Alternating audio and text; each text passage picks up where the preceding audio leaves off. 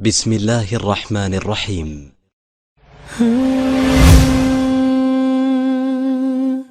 السلام عليكم. والصلاة والسلام على خاتم الأنبياء والمرسلين وعلى آله وأصحابه أجمعين ومن تبعهم بإحسان إلى يوم الدين. کوئی تو ہے جو نظام ہستی چلا رہا ہے، وہی خدا ہے، وہی خدا ہے. علماء کرامو در عبدالحاد درسونه روان دي او اوس پورې درسو مقدمه وروسته به اصطلاحاتو سناسه وضاحت شو. د دهریانو سره اصل کې دا موږ چې کوم پرون وضاحت وکړو کنه چې اسباب دهریان به تاسو ته موږ ته وخوي سو کوي موږ ته وخوي موږ ته وګوري ثابت کوي موږ ته موږ ورته ثبوت پس سر راځي. تاسو ته مویل زما دهری سره بحث شروع ما ته ویل چې मैं तब बस सर वो मसला साबित है वो जो सच होगा मैं सच का मैार क्या होगा द सच मैार बस ही जब उसी तरह रिश्ता हुआ मैं तब वैसे रिश्ता न दे नो द सच मैार बा मालूम है द सच मैार सी शेदी मुझे बानो हवास दी उस हवास सर उस ददा बस कम अजम दायखी दी उस सड़े ददन इनकार की चिदायखी न दी गर्मी दी नो द खबर इनकार बातिल दे वली मुझे बानो वली पर हवास सर मा तमालूम अशवला زه پسترګو سره وینم چې دا ورځ د اوس یو سړی راشي او ما ته عقلي دلایل بیانوي چې روی دا خوشپه ده، نو زه دا خبره نه منم، دا باطل د مولوي صاحبانو. دغه شانته کې په عقلي دلایلو سره چې څه ثابت شي دا به هم منل واجب وي. دغه شانته کې مولوي صاحبانو د خبر صادق سره رښتونی خبر سره چې یو شی ثابت شي دا به هم سوي مولوي صاحبانو دا به منل واجب وي. دی به حواس مخې ماته وخایا ته به ورته ووایې ګوره چې داسې راشه زه به درته وښیم چې ستا حواس دا بس شي دا به غلط شي. یوازې خدا نه چې بس ته په خپلو حواسو باندې څه کې یقین به کوې چې ماته وښیوه زه منم که ماته ونه ښیې نو زه نه منم. ما تاسو ویلو که نه هر انسان خپل پلار چې پلار ګڼي دا په څه سره دا په مشاهده سره ګڼي که نه د غیر په خبره باندې یقین کوي. بلې صبر موږ ویلو که نه د پلار په وجود باندې موږ سره عقلي او نقلي دلایل شته دی. یاد دي ورته عقلي دلیل څه شی دی او نقلي دلیل څه شی دی؟ دا کم دلیل شو؟ دا عقلی دلیل دی د پلار عمر به ډېري د څه نه د زوی نه. نقلي دلیل پې څه شی دی؟ نقلي دلیل مولوي صاحبانو نقلي دلیل د پلار به عمر ویلی که نه معاشره وایي که نه نقل نه ثابت دی که نه معاشره وایي مور دی وایي خاندان دی وایي چې دا ستا پلار دی که نه دا نقلي دلیل دی. نو موږ به نن هغه مثالونه ذکر کوو چې بعضې ځایونو کې څه کېږي حواس هم غلطیږي. مولوي صاحبانو په خپلو حواسو به هم څه نه کې اعتبار به نه کې. مولوي صاحب عبارت شروع کړئ. د حواسو د غلطېدو مثالونه حواس په کثرت سره غلطي کوي. مثلا د کوږ سترګې سړی په شان کې یو ورته دوه ښکاري. دا کوږ سترګې انسان چې وي د حواس دي که نه خو د حواس یو ورته دوه ښکاري. نو ته به دا به څه وایي چې دا دوه دي نه لکه ستا په حواسو کې فرق دی. کله چې د انسان د خولې خوند خرابي یا دغه استعمال کی خوره استعمال کی د تبلم خستنو مرتالی سور ته هغې نوم ولي استعمال که بیا به در باندې خوږ څیز به هم څه کېږي پیکه به لګېږي. نو ته به څه کې حواس به بعضې وخت غلط شي. دا نه چې بس په حواسو سره څه ثابت شو به ثابت نه حواس هم بعضې وخت غلطېږي. حاسه د بصر وړوکي څیز لوی ښکاره کوي لکه چې انګور په اوبو کې او واچولی شي نو هغه د خپل اصلي جسم نه لوی ښکاري او همدارنګې لوی څیز کله وړوکی ښکاري. مثلا په هوا کې الوتونکی جهاز د خپل واقعي جسم نه وړوکی ښکاري او ډېر کله د معدوم موجود ګڼي لکه د غرمې په وخت کې د لرې نه شګې اوبه ښکاري او په کشتۍ کې سور په کناره کې متحرک ښکاري او د باران ساز کې د تار په شان ښکاري او همدارنګې په موټر یا ریل کې او سور ته ځمکه ګرځېدونکي ښکاري او د بجلۍ ستنې ورته روانې ښکاري. مولوي صاحبانو دا مثالونه بعضې اوسو موږ ذکر کړو. دوی به تا ته وایي چې کله دهري تا ته وایي چې یاره په حواسو سره یو څیز ثابت یا به منل دي نو ته به پې څه وکړي د تنقیب په طور باندې ته به ده باندې اعتراض وکړه چې بھائی حواس هم بعضې ځایونو کې څه وي غلطېدېږي. دغه شانته کې بیا وجدان تجربه او نظر عقل سره هم انسان ته څه کېږي علم حاصلېږي. انسان بار بار تجربه کوي. وجدان څه ته وایي تجربه څه ته وایي نظر عقل ټول د دې تعریفونه موجود دي. مولوي صاحبانو تجربه او نظر عقل سره هم انسان ته علم حاصلېږي. وجدان یو داسې قوت دی د کوم په ذریعه چې د معنی ادراک کېږي کوم چې د مدرک د بدن سره قایم وي لکه غم او خوشحالي. مولوي صاحبانو وجدان یو داسې قوت دی د کوم په ذریعه چې د معنا ادراک کېږي کوم چې د مدرک د بدن سره قایمي. ګوره زما د بدن سره اوس زه چې خوشحاله یم زما به هم تاسو ته پته لګېږي، زه چې خفه یم هم تاسو ته پته لګي. دا وجدان دی دننه ولې هغه کې څه کېږي د معنا ادراک کېږي په مدرک کې. مولوي صاحبانو هر یو انسان ته چې وګورې بس تا ته اټومیټیک لږ ولې خفه په هغه باندې بس پریشاني وي. نو دا وجدان سره هم تا بل ولیدو تا ته علم حاصل شو، نه د حواس پکې دا کړي دي، نه د خبر صادق پکې معلوم. مولوي صاحب راوسته دی منځ ته پوهېږئ که نه پوهېږئ؟ نو تا ته د وجدان په ذریعه هم علم حاصلې دی شي. نو دا نه چې یوازې حواس سره به تا ته علم حاصلېږي یا به خبرې صادق تجربې سره. تجربه د اسباب په وجه د مثبت د مشاهدې تکرار حاصلېږي، لکه د زهرو په خوړلو سره د مرګ واقع کېږي. مولوي صاحبانو تجربه د بار بار اوس په دې باندې تجربه شوې ده چې جمال کوټه څه شی د خېټه خرابوي، بار بار په دې تجربه شوې که نه. اوس یو سړی وایي چې زه په خپله سکم نو بیا به زه ګورم نو نشه وایه اوس د سکلو ضرورت شته نه. لکه ورته ویل چې هلکه دې وخوړه یا زهر دي څه دي دلته تجربه ده چې دا دې وخوړه مړ کېږي څه کېږي.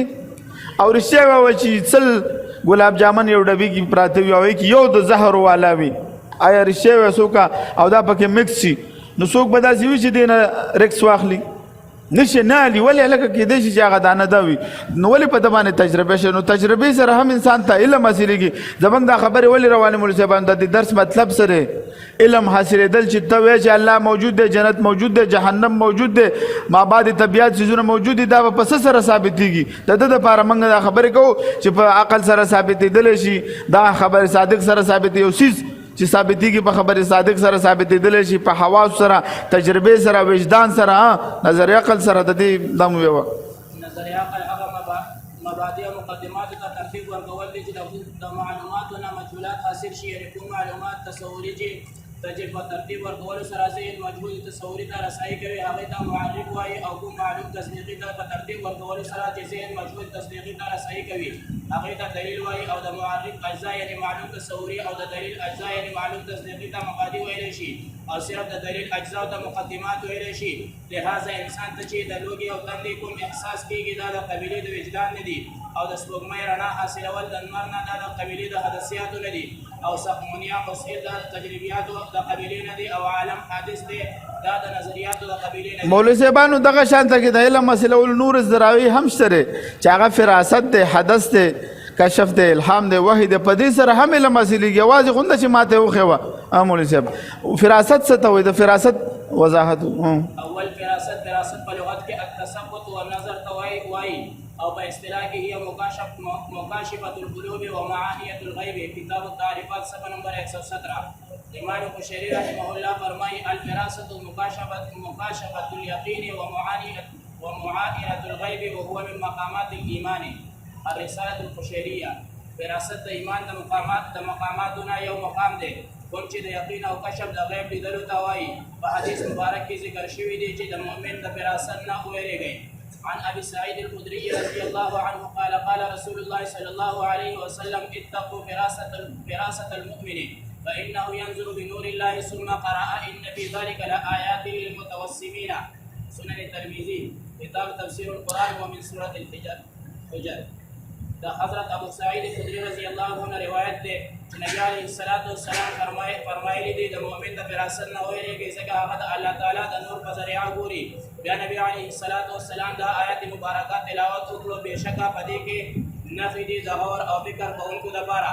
ملا علی قاری رحمه الله په مرقات کې د دې حدیث په باره کې لیکل کړي دي والفراست علم ينكشف من الغیب بسبب تفرس آثار الصور. اتقوا فراسة المؤمن فإنه ينظر بنور الله. فالفرق بين الإلهام والفراسة أنها كشف الأمور الغيبية بواسطة تفرس آثار الصور. إلى آخره. كتاب العلم الفصل الأول. فراست هغه علم دی چې انسان ته حاصلېږي د غیب نه په سبب د کوم علامات او احوالو کتلو نه اخذ کولی شي. په الهام او فراست کې دا فرق دی ځکه الهام د الله تعالی د طرفه په زړه کې القا کېږي. په تحفة الاحوازي کې مبارک پوري رحمه الله د دې حدیث په شرح کې لیکلي دي اتقوا فراسة المؤمن. الفراسة بالكسر اسم من قولك تفرست في فلان الخير، وهي على نوعين. أحدهما ما دل عليه ظاهر الحديث وهو ما يوقعه الله في قلوب أوليائه فيعلمون بذلك أحوال الناس بنوع من الكرامات وإصابة الحرص والنظر والسن والتثبت. والنوع الثاني ما يحصل بدلائل التجارب والخلق والأخلاق تعرف بذلك أحوال الناس أيضا. تحفة الأحوزي صفحة نمبر 441 جلد نمبر 8. فراست په کسرې سره اسم دی لکه دا قول ما ولیدلو په پلانکی کې دا سیز دا خیر، ما ولیدلو په پلانکی کې خیر. د مؤمن د فراست دو صورتونه دي مولوی صاحبانو. یو هغه د کوم باندې چې په حدیث مبارکي الفاظ دلالت کوي، الله تعالی د خپل خصوصي انواراتو په برکت سره د خپل دوستانو په زړونو باندې القا کوي. او د فراست دویم صورت هغه دی چې انسان د خپل تجرباتو په وجه د خلکو په اخلاق او عاداتو غور او فکر کولو او د هغوی د احوالو نه د سکیږي خبرې کې مولوی صاحبانو. فراست غیر مادي چیز دی، په دې سره انسان ته یو ملکه حاصل شي کوم چې د تجرباتو په وجه په انسان کې پیدا کیږي. اوس کی یا یو ووري یا مسکړي مسحقي یا د بعضو علاماتونه هغه سیز پیژني. گویا انسان د هغه سیز مبارک علم حاصل کړي، انسان ته د ظاهري علاماتونه نه معلومات کیږي. فراست بنیک او بدو اے مولوی صاحبانو فراست په دوانو کې او د بد انسان فراست بدوي ځکه حدیث شریف کې ورته اشاره شوې ده. دویم نمبر چې د حدث ته سین سره او په سات سره چې شینو بیا به څه جوړ شي ګندګي به نو حدث دا یو داسې قوت دی د کوم په ذریعه چې مطلوب علمي طرف ته بغیر د تفکر نه ذهن منتقل شي مولوی صاحبانو. د فراست نه وروسته د حدث درجه ده. د حدث ابتدایي مقدمات ذهن او عقل وي، په دې کې غور او فکر او تلاش او ترتیب سره انسان دې نتیجې ته رسېږي. په خپله دې ته هم احساس نه کېږي چې د دې څیز په حاصلولو کې دماغو کوم محنت کړی دی او دا چیز اکثره کامل عقل او صاحب الرای انسانانو ته فطرتن عطا کېږي مولوی صاحبانو. دریم نمبر کشف دی. کشف معنا د ښکاره کول، پرده اوچتول. کشف غیر مادي څیز دی کوم چې د حواس خمسه نه بغیر حاصلېږي. د حدث نه وروسته د کشف درجه ده د انسان د نیک اعمالو او د حسن اخلاق د وجې نه انسان ته باطني علم حاصلېږي. څلورم نمبر دا الهام دی مولوی صاحبانو. الهام په لغت کې الالهام فی اللغت الاعلام مطلقا. اوس الهام نه دوی څه خبر دي؟ دی به الهام دی خو چې دوی دومره شراب او دومره کباب اوس کې دومره ځانونه په نشه کې ضروره دوی هغه د خیر نه محروم وي سوي نو بیا دوی دونه پریشان شي خپل ژوند ختمولو پسې ګرځي خودکشي نه کوي مولوی صاحبانو. الهام خو کېږي چې انسان غوسه د الله عبادت کې خپل د ژوند مقصد نه خبرې کنه. او په اصطلاح کې وفي الاصطلاح اضافه الخير في القلب فبالخير خرجت الوسوسه وبالاضافه الفكر لان حصول المطلوب به انما هو بطريق الانتقال والحركه لا بطريق الفيض والاضافه وهي انما يكون من جانب المفيد فيخرج بها الحدث لانه من جانب المستفيد. وبعباره اخرى الالهام القاء في القلب بطريق الفيض اي بلا اكتساب واستفاضه. البحر المحيط في اصول الفقه تالیف بدر الدین الزرکشی جلد نمبر 8 صفحه نمبر 118. او په اصطلاح کې زیاتوالی د خیر د فضله سره الهام څه ته وایي؟ په اصطلاح کې زیاتوالی د خیر د فضله کې په خیر سره د نتی وسوسه وتل او په اضافه سره فکر وتلو. ځکه فکر کول په طریقې د انتقال او حرکت کولو سره راځي نه په طریقې د فیض او اضافت سره. او دا الهام فیض وي په دې سره تر حدث وتلو مولوی صاحبانو. ځکه چې حدث د جانب مستفیض نه دی. او په بل عبارت سره د الهام معنا دا فضله کې القا کېدل په طریقې د فیض سره بغیر د قسم نه. فضله کې یوه د خیر خبره بغیر د فکر او نظر نه من جانب الله اچولو ته وایي الهام وایي. د الله تعالی د طرف نه انبیاء کرامو علیهم السلام او اولیاء کرامو ته روحاني طور فضله کې اچوي. په دې کې د سړي او ښځې تخصیص نشته دی. لکه د حضرت موسی الهام مولوی صاحبانو الهام کې د ښځې او د سړي تخصیص نشته مولوی صاحبانو. لکه د حضرت موسی علیه السلام ورته الله تعالی الهام کړی و. د حضرات انبیاء کرامو علیهم الصلاة والتسلیمات. اوس دلته یوه خبره ده مولوی صاحبانو چې د انبیاء کرامو الهام مولوی صاحبانو چې دا حجت دی او که نه دی دا خبره ده. وحی او الهام خو حجت دی البته د هغوی خوب هم حجت دی. ځکه حضرت ابراهیم علیه السلام د خوب پریدلو سره مولوی صاحبانو الهام حجت دی الهام ورته کیږي وحی کیږي خوب هم حجت دی د انبیاء کرامو سره دی د انبیاء کرامو خوب خبره ده یو ګوره د بزرګانو خوبونه د اولیاء کرامو نو ورسته روان دي علماء کرام فرمایي که چېرته هغه د شریعت د کم دغه سره تعارض کې وي څه به وي هغه بیا نشي هغه بیا رد کیږي مولوی صاحبانو اوس یو انسان خوب وویني نیک انسان یو کار رقم انسان او چېرې ما ته خوب کې ویل شوي چې ته نور عبادت مه کوه ستا بس دومره عبادت دی وکړو چې تا جنت وګټلو نو دا خوب به څه وي لغوه به وي مولوي صاحبانو خلک یې ویني داسې خوبونه اکثر بزرګان د جنت ټکټونه هم خلکو له ورکوي څنګه حضرت ابراهیم علیه السلام د خوب په لیدلو سره خپل د ذبح کولو اراده کړې وه او د کوم چې الله تعالی په قرآن کریم صفت بیان کړی دی البته د اولیاء کرامو په باره کې حکم دا دی که کوم الهام د کتاب الله او د سنت نبوي صلی الله علیه وسلم نه خلاف وي یا د شریعت د قواعدو نه خلاف وي مولوي صاحبانو موږ چې شریعت پیژنو پسې پیژنو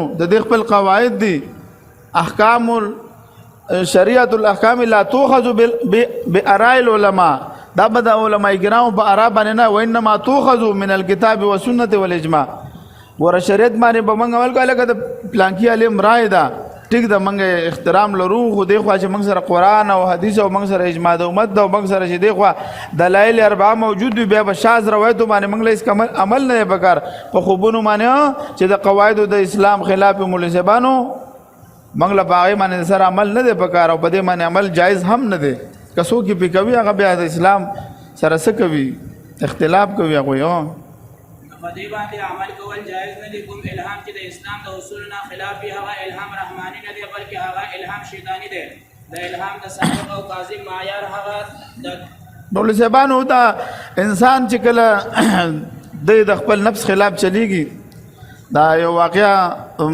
ما په خپل باندې یو کتاب کې کتل و د مظهر جانا رحمت الله علیه بارک راضي یو هندو ته هم به کشف کېدلو نو یو هندو د راغې د خو متوجي سي د تراغه ته ویل چر د سره بحث مباحثه وشول نو مظهر جانا رحمت الله علیه ورته وی چې ته ما وګوره چې باطن کې چې څنګه منو هغه چې په باطن کې نظر واچو ورته ویل استاد ان تک تور تیار ده تاکي خیر نشته نو مظهر جانا رحمت الله علیه ورته وی چې تا ته دا کشف څنګه الله درکړي دي وې زه د نفس خلاف چلےګم څه کومه نفس خلاف چلےګم به ورته وی چې د خ کلمه وای مسلمان چکنه وای زما زړه نه مني نو تا په خپل وی چې نفس خلاف چلےګم بس په دې خبره باندې سړی راټینګ شو مسلمان شو چې کله دا مسلمان شو دا هندو به ورته ویل چې تاسو ما وګورم چې به کتل وي ستاد نو سینه د نور نه ډکه ده په فراست سره مولوی صاحبانو نو بیا هندو په دې پوه نشو چې پهله ما دا وکتلو په خپل لغه سره کشف سره الهام سره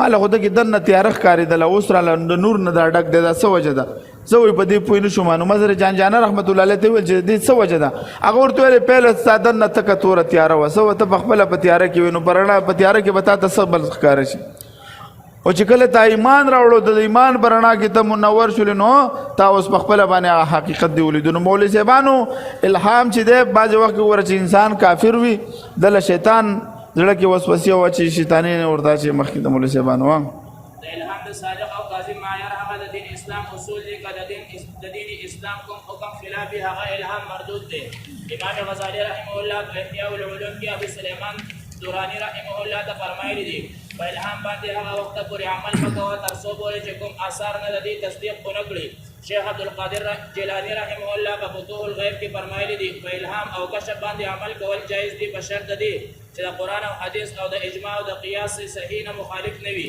مولوی صاحبانو دا خو د ظاهر په باره کې وضاحت وشو چې ګوره څومره څیزونه حدث دی تجربه ده وجدان دی د ټولو سره موږ له سکیږي علم حاصلېږي دغه شانته کې حواسو سره دا یوازې نه دي چې یوازې موږ یو چېرې درې څیزونه دي چې بس موږ ته په علم حاصلېږي حواس سلیمه شو خبر صادق شو عقل شو نه د نورو سره هم کېږي بیا حواس باطنه هم پنځه دي مولوی صاحبانو د هغې هم لږ وضاحت وکړو که بس دی ښځه بس دی زه واخر دعوانا الحمدلله رب العالمین